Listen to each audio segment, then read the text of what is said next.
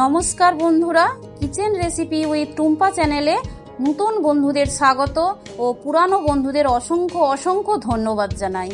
আজ কাঁচা আমের টক ঝাল মিষ্টি নাড়ু রেসিপি শেয়ার করব আপনাদের সাথে। এটা এবছর রান্নার জগতে নতুন লঞ্চ করেছে।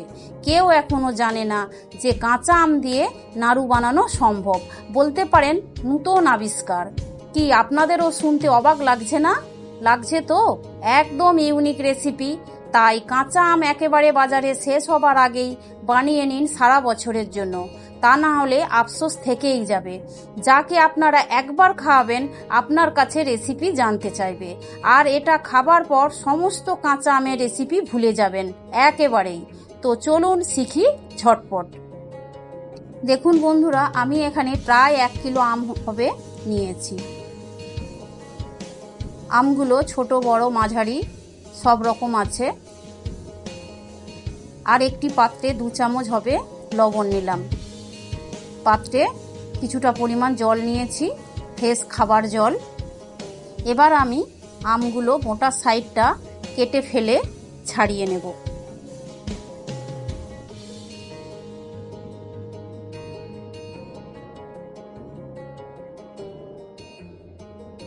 আমগুলো একটু পরিপক্ক দেখে নেবেন, তাহলে এই নাড়ু বানাতে খুব সুবিধা হবে। আর নরম আম নিলে কি হবে, গলে যাবে সেদ্ধ হবার সময়। তাই আপনারা চেষ্টা করবেন একটু পরিপক্ক দেখে আম নিতে। আমের খোসাগুলো খুব ভালো করে আমি ছাড়িয়ে নিয়েছি। এবার আমি ওই পাত্রে ভিজিয়ে রেখে দেবো 10 মিনিট। এতে করে আমের গায়ে যে কষ আছে, ধুলো ময়লা যা কিছু আছে সমস্ত চলে যাবে।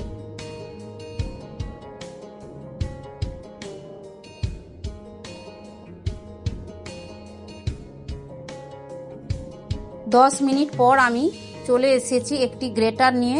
গ্রেট করে নেব আমগুলো। তো গ্রেটারের যে সাইডটা একটু বড় ফুটো আছে, আপনারা ওই সাইড ধরে আমগুলো গ্রেট করে নেবেন। তাহলে আমের কুচিগুলো গলে যাবে না নাড়ু বানানোর সময়। আর আমটা লম্বা করে ধরবেন, তাহলে লম্বা লম্বা হবে আমের কুচিগুলো। দেখুন আমি কিভাবে করছি। একটু মোটা মোটা থাকবে আমের কুচিগুলো। আপনারা এই কাজটি বঁটিতেও করে নিতে পারেন। এবার যেটা করতে হবে, আমি এখানে 1 চামচ লবণ দিয়ে দিলাম। লবণ দিয়ে আমগুলোকে খুব ভালো করে চটকে মেখে নিতে হবে। এতে করে আমের গায়ে যে ময়েশ্চার আছে সমস্ত বেরিয়ে আসবে। আর আমি এইভাবে রেস্টে রেখে দেবো প্রায় 10 মিনিট।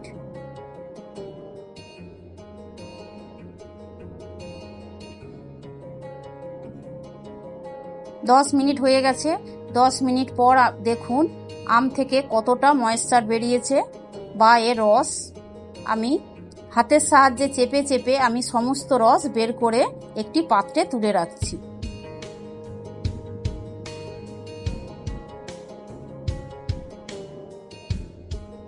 এই রসটা এখানে ফেলে দিতে হবে, তাহলে অনেকটা টক ভাবও চলে যাবে। আবার জল দিয়ে বার ধুয়ে নিতে হবে, ফ্রেশ জল দিয়ে।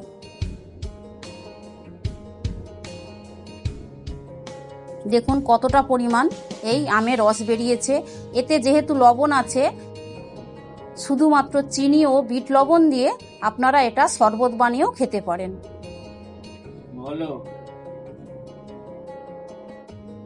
আর এই গরমের জন্য আদর্শ আমের শরবত খাওয়া।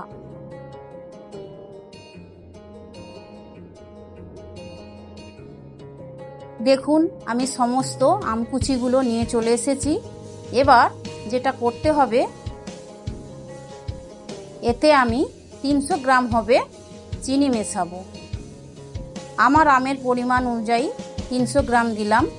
আপনারা আমের পরিমাণ বাড়ালে চিনির পরিমাণও বাড়িয়ে নেবেন। তবে খুব বেশি চিনি দিতে যাবেন না, তাহলে নাড়ুটা ঠিকঠাক হবে না, জমে যাবে নাড়ুটা। তো এইভাবে আমি মিনিট 5 আবারও রেস্টে রেখে দেব।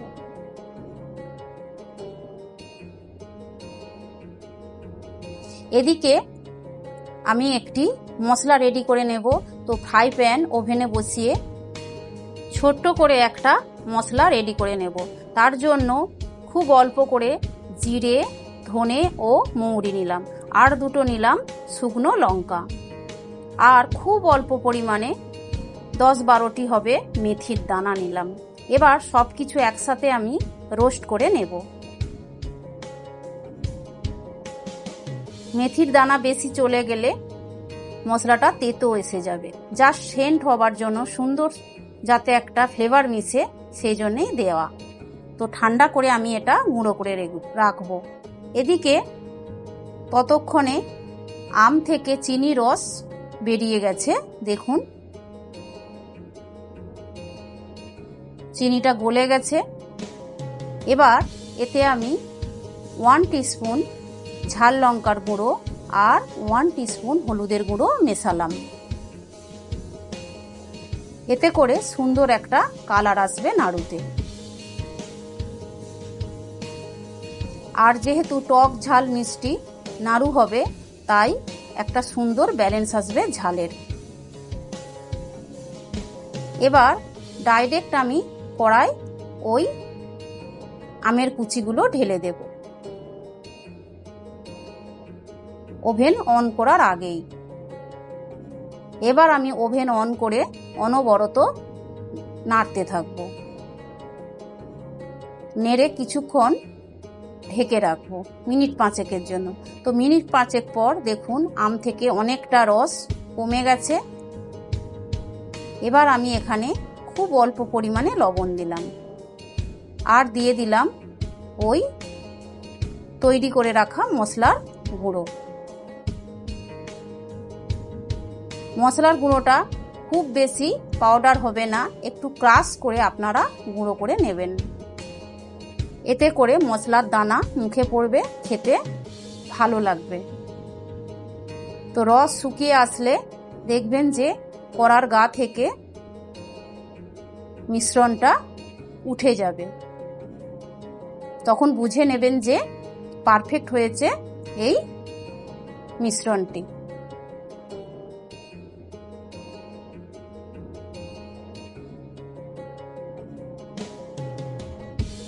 এবার ঠান্ডা করে নিতে হবে ওভেন থেকে নামিয়ে। ব্যাস, আর কিছুই না। এবার হাতের সাহায্যে যেমনভাবে আমরা নাড়ু বানিয়ে থাকি, ঠিক সেম প্রসেসে নাড়ুগুলো বানিয়ে নিতে হবে।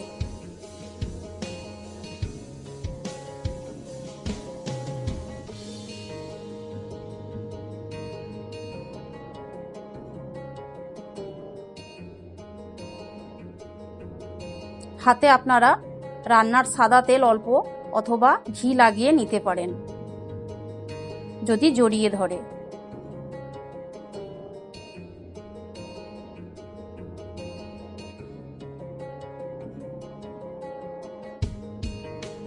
তো দেখুন আমার সমস্ত নাড়ু বানানো হয়ে গেছে।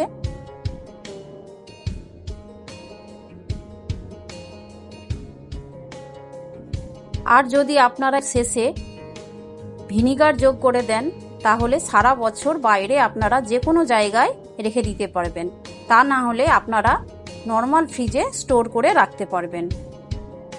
কেমন লাগলো রেসিপিটি জানাবেন কমেন্টে, আর ভালো লাগলে উৎসাহিত করতে লাইক দেবেন, সবার সাথে শেয়ার দেবেন, অনুরোধ রইল আপনাদের কাছে।